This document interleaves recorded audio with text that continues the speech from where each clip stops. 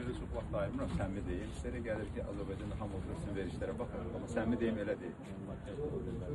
Yox, mən Azərbaycan mediasına baxıram, Azərbaycanda profesional media da var. Ancaq mən sizə bir şey deyim də, həyatda ən çətin şey vətənə xəyanət etməkdir. Əlbəttə, yaz çəkində mən sizə deyirəm ki, həyatda ən bir çətin şey vətənə xəyanət etməkdir, dövlətinə xəyanət etməkdir. Mən o statusda yaşayan insanlara səmimi deyirəm, ən yazığı gəlir, düzdür, Allahın yazığı gəlsin, amma bunu mən bir bədbəxtçilik sayıram. Mən vətənə Vətən sizə çalışmaq deməkdir və məsələn, o Qarabağdakı separatistləri təşviq edəndə siz vətən haqqında düşünürdünüz. Yenə deyirəm, mənim haqqımda nə deyirsindən sonra 5 qat artıqını deyin. Ayın edirəm sizə. Tönqül edin, 5 qat artıqını deyin, 10 qat artıqını deyin. Bizə deyirlər, mənim heç eynəmə deyil. Amma belə deyil, mən də sizə müəyyən dərəcədə sizin mövcud durumunuzu bir qədər halım acıyır.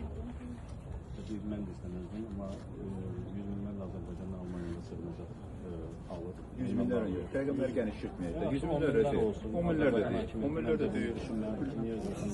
Azərbaycandakı siz vəziyyətlərdən real vəziyyətsiz görürsünüz. Azərbaycan Respublikası vətəndaşı idiniz, yaşayırdınız, hər hansı bir səbəblərdən sonra siz getdiniz, siz öz qərarınızdır. Ona görə də həyatda sizin haqqınızda baş verən və bilməyən hadisələrə görə Azərbaycanı günahlandırmaq bu düzgün deyil. Mənim bir səhvləri özünüzə də axtarmalısınız. Azərbaycan Respublikası vətəndaşısınızsa, biz hər bir Azərbaycan vətəndaşını dəvət etmək, mənim sizin öz qərarınızdır. Çünki şu var, istintaqla əməkdaşlıq edin, cinayətçilə cavablarınızı verin. Niyə ki? Mən hüquqşünas deyirəm, hüquqşünas olduğuma iddia etmirəm, amma sizin barənizdə istintaqlar olur, istintaqla əməkdaşlıq edib mövqeyinizi bildirərlər. Amma siz bunun müqabilində siz nə edirsiniz? Misal üçün, Azərbaycanda kimi gördünüz, təhqir etmək, şantaj etmək və s. Bilirik ki, səmimi deyək də, yəni ki, sizdə...